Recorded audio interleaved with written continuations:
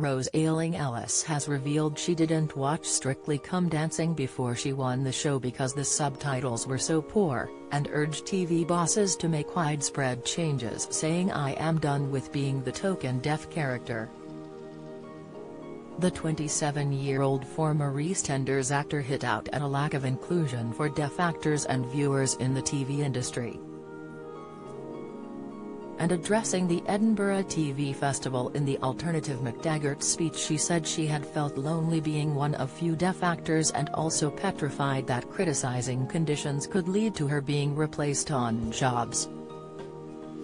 On Strictly, which she won in December last year with pro-partner Giovanni Pernice, Rose said, "When Strictly approached me, to tell you the truth, I didn't get excited straight away. I had become very wary of the industry.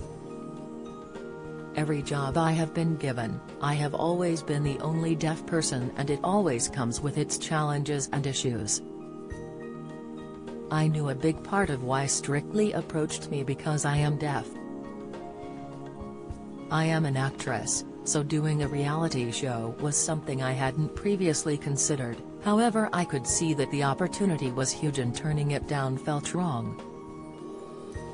Saying no is a privilege most people take for granted. I knew I would be the first deaf dancer, and saying no to that felt wrong. This was a big platform, I knew how popular Strictly was, so, in the end I said yes, I would do it for the deaf community. Little did I know how magical and beautiful it would also be for me personally. The first thing Strictly did was set up a meeting on Zoom to get to know me, and they learned very quickly, as you likely have today, that I don't have a filter. One of the first things they asked me was if I watched the show. I told them no, simply because I couldn't, it was not accessible to me.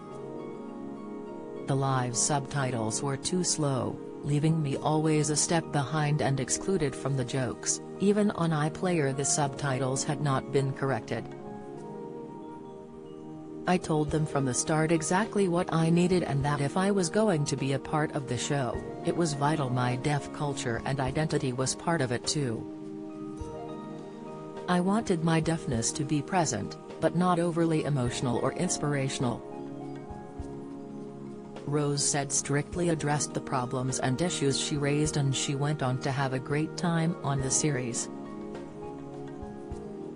But since she won, she has found things challenging.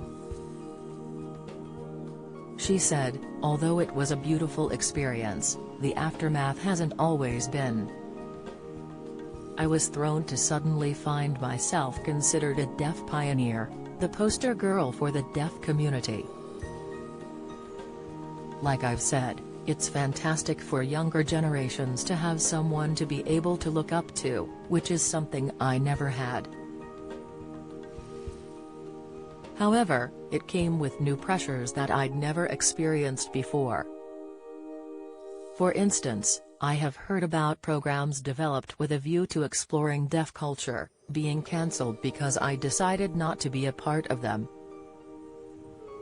This attitude of if Rose isn't doing it, we don't want to do it puts massive pressure on me.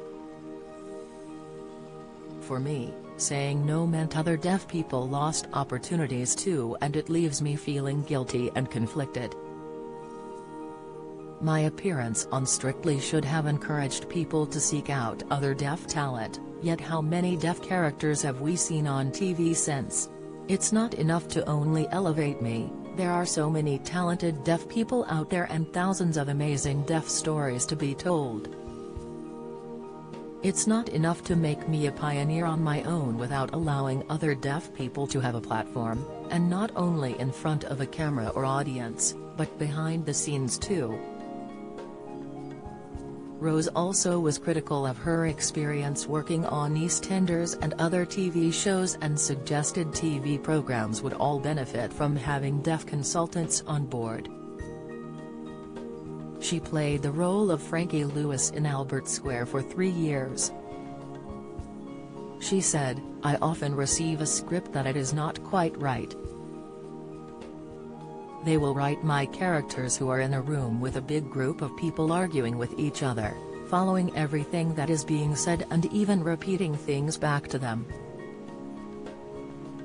Or they will write my character as lip-reading someone from impossibly far away, like I have a superpower, which is not realistic at all. I am playing a deaf character that is either written as a hearing person, or as a deaf stereotype.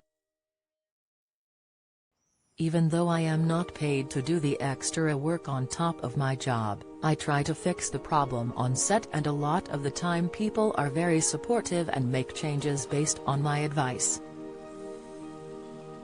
But the problem is, it doesn't get added to the script. So, when it comes to editing, the editor follows the original script and the changes I make are left out of the final cut.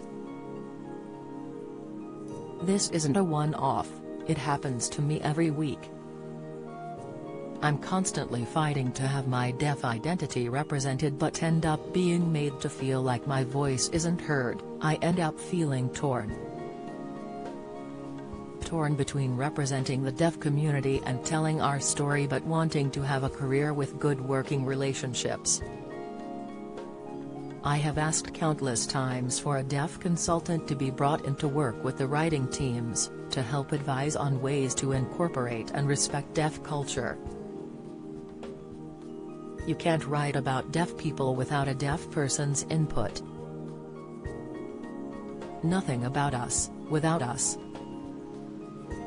A consultant should be involved at all stages when working with deaf people. However, due to the speed of the working style and a high turnover of staff, the importance of consultants is often forgotten.